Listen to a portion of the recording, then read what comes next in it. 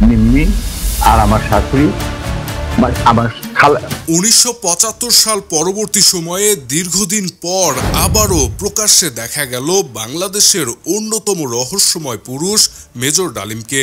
নামটা আবারও বলছি, মেজর ডালিম, শরীফুল হক ডালিম, যিনি মেজর ডালিম নামেই বেশি পরিচিত।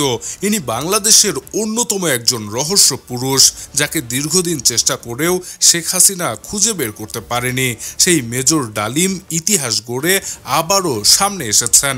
তবে মেজর ডালিমের ভিডিও সামাজিক যোগাযোগ মাধ্যমে ভাইরাল হওয়ার পরই প্রশ্ন উঠেছে, এতদিন কোথায় ছিলেন মেজর ডালিম?